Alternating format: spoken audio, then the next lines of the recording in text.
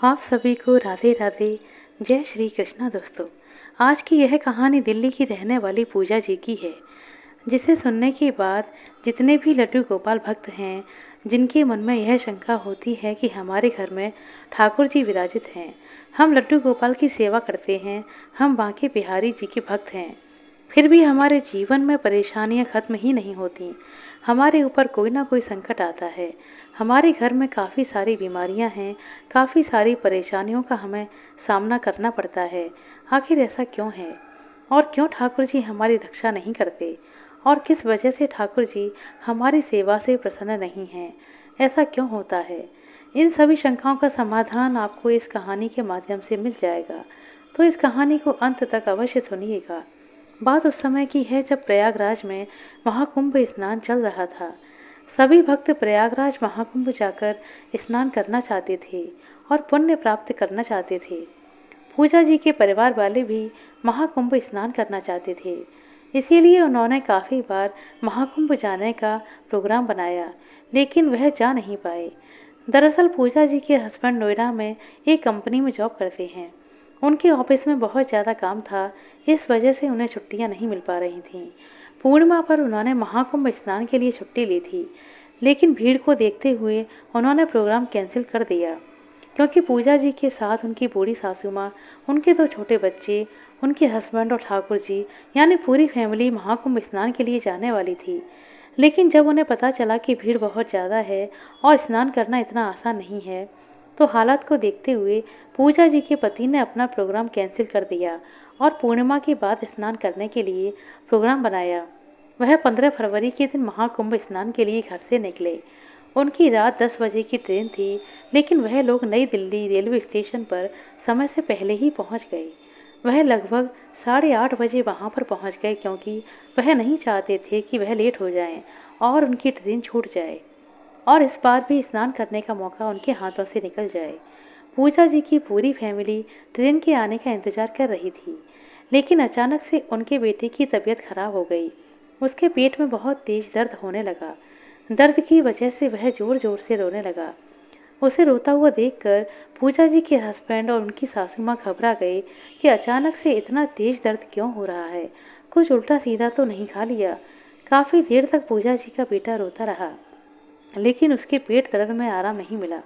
उसकी हालत को देखते हुए उसके हस्बैंड ने कहा कि ऐसा करते हैं, आप लोग यहीं पर बैठ जाइए और मैं इसे लेकर हॉस्पिटल जाता हूँ।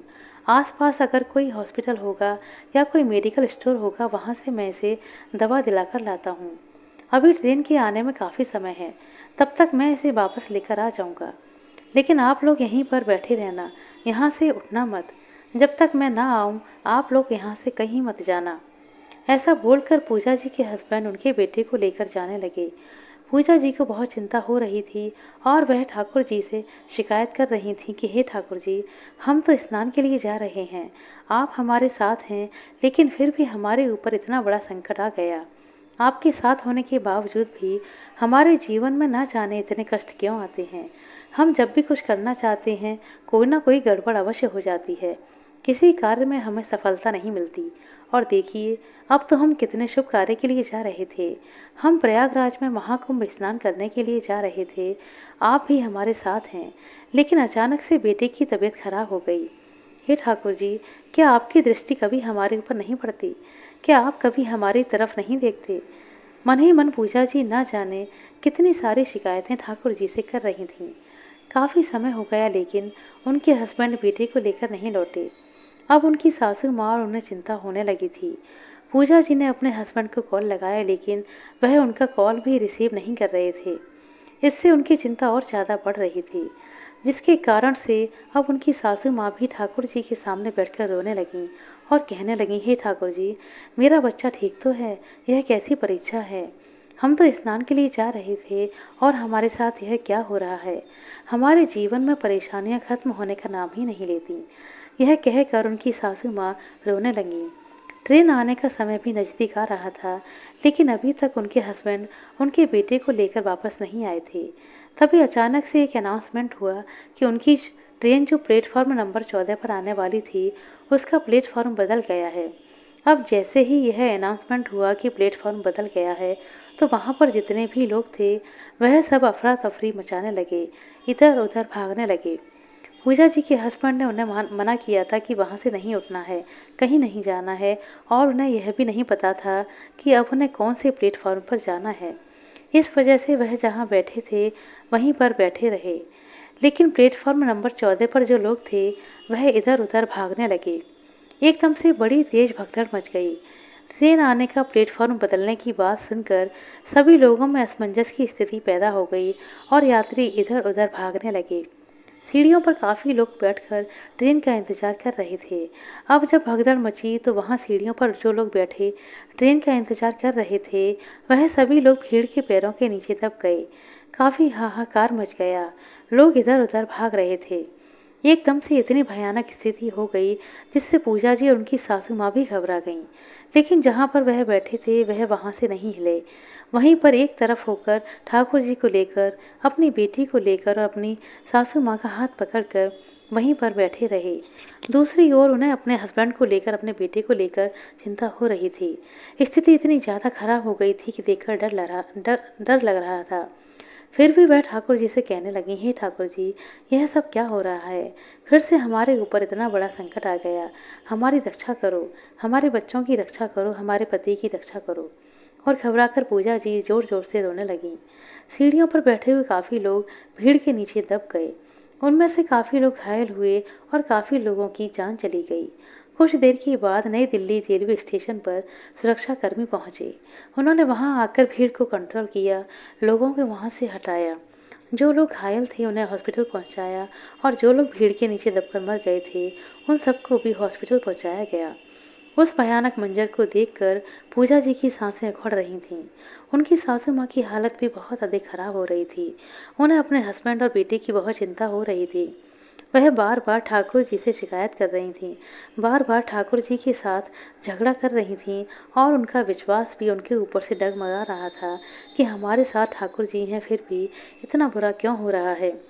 कहीं उस भीड़ में, उस भगदड़ में उनके बेटे को चोट ना लग गई हो, कहीं उस भीड़ में उनके हस्बैंड को चोट ना लग गई हो। काफ़ी सारी बातें पूजा जी के मन में चल रही थीं। लेकिन थोड़े समय के बाद उन्होंने अपने हस्बैंड और बेटे को आते हुए देखा, जबकि सुरक्षा कर्मियों ने उन्हें वहाँ से हटा दिया था जहाँ पर वह अपनी सासू माँ और अपनी बेटी के साथ बैठी हुई थी और वह दूसरी जगह जाकर खड़ी थी।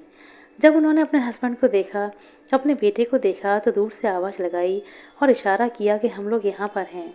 उनके पति हल्का सा पैर से लंगड़ा होकर चल रहे थे, जिसे देखकर पूजा जी काफ़ी घबरा गईं। उन्होंने दौड़कर अपने पति से पूछा कि आप ठीक तो हैं, आपको ज़्यादा चोट तो नहीं आई, और आप तो बाहर थे, फिर आपके पैर में चोट कैसे लगी? अब उनके हस्बैंड ने बताया कि जब वह अपने बेटे को लिखवा रहे थे, जिस रिक्शे में वह बैठे थे उस रिक्शे में अचानक से एक वाहन ने आकर टक्कर मार दी। उसी से उन्हें थोड़ी सी चोट लग गई है। ज़्यादा गंभीर चोट नहीं है, हल्की सी पैर में चोट लगी है। घबराने की आवश्यकता नहीं है। ठाकुर जी ने उनकी और उनके बेटे की रक्षा की है। ऐसा बोलकर वह पूजा जी को समझाने लगे। पूजा जी के हस्बैंड भी ठाकुर जी में बहुत श्रद्धा विश्वास रखते थे। वह भी ठाकुर जी की सेवा करते, उन्हें भी ठाकुर जी पर पूरा भरोसा है।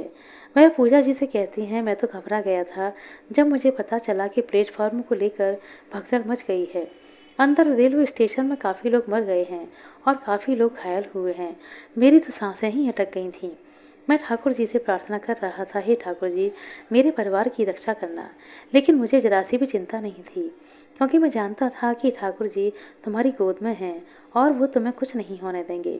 वह तुम्हारी रक्षा करेंगी, माँ की रक्षा करेंगी और मेरी बेटी की भी रक्षा करेंगी। मुझे उन पर पूर्ण विश्वास था।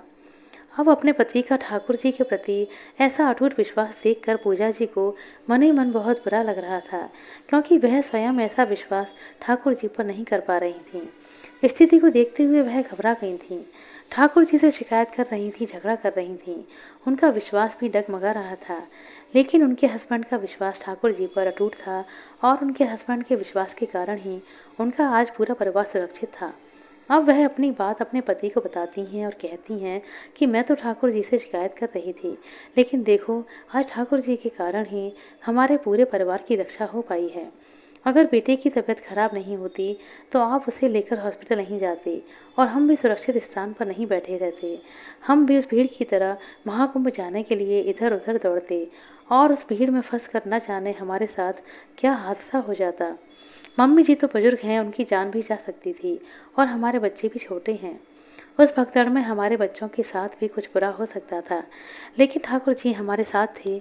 उन्होंने सारी परिस्थितियों को ही बदल दिया। अचानक से उन्होंने बेटे के पेट में दर्द करके आपको रेलवे स्टेशन से बाहर सुरक्षित स्थान पर भेज दिया, जबकि मैं, माँ जी और हमारी बेटी हम सब अपने स्थान से जरा भी नहीं हिले, क्योंकि आपने हमें हिलने को मना किया था। हम आप लोगों को छोड़कर भी नहीं जा सकते थे। भला हम अकेले महाकुंभ स्नान के लिए कैसे जा सकते थे? हम सबको तो साथ जाना था, इसीलिए हम अपनी ही जगह पर बैठे रहे। हम भीड़ की तरह इधर उधर नहीं भागे। यह सब कुछ जो हुआ है ठाकुर जी की ही लीला है। उन्होंने ही सारी परिस्थिति को बदल दिया था। उन्होंने ही यह सब किया है क्योंकि वो हमारी रक्षा करना चाहते थे, हमारे प्राणों की रक्षा करना चाहते थे। दोस्तों, देखिए, जो कर्म में लिखा होता है वह हमें भुगतना ही पड़ता है, जो हमारे प्रारब्ध होते हैं। इसीलिए कहते हैं कि कर्म अच्छे करिए। हम जो कर्म करते हैं उनके प्रारब्ध हमें भुगतना ही पड़ते हैं। इस जन्म में जाने अनजाने में हमसे कोई ऐसा कर्म हो जाता है जिसका प्रारब्ध हमें भुगतना पड़ता है। दोस्तों, जब हम ठाकुर जी की शरण में होते हैं और हमारे जीवन में संकट आते हैं तो प्रारब्ध तो हमें भोगने हैं, लेकिन ठाकुर जी की अगर हम सेवा करते हैं, उनकी शरण में होते हैं, उनकी दृष्टि हमारे ऊपर रहती है, तो हमें बहुत कम मात्रा में अपने कर्मों का भुगतान करना पड़ता है। बहुत कम मात्रा में कष्ट उठाने पड़ते हैं, क्योंकि ठाकुर जी उन्हें बदल देते हैं। हमारे बड़े से बड़े दुख को छोटे से दुख में परिवर्तित कर देते हैं। मान लीजिए, आपको कोई पत्थर उठाकर मारता है, उससे आपको बहुत ज़्यादा चोट लगेगी, आपको खून भी निकलेगा, पीड़ा भी होगी और हॉस्पिटल भी जाना पड़ेगा। लेकिन अगर उस पत्थर की जगह आपको कोई रुई से बॉल बनाकर मार दे, उससे आपको पीड़ा नहीं होगी, लेकिन कार्य वही है कि आपको किसी ने मारा है, तो कर्मों का फल अवश्य भुगतना होता है। लेकिन अगर आप शरण में होते हैं तो ठाकुर जी आपकी रक्षा करते हैं, आपके संकट को कम कर देते हैं। आशा करते हैं दोस्तों आपको मज़ेदार सुनाई गई है, कहानी अच्छी लगी होगी। कहानी अच्छी लगी हो तो कृपया लाइक कर दें, शेयर कर दें। चैनल पर नए हैं तो सब्सक्राइब कर लें। अपना कीमती समय देने के लिए बहुत बहुत धन्यवाद। मिलते हैं अगली वीडियो में, तब तक के लिए नमस्कार।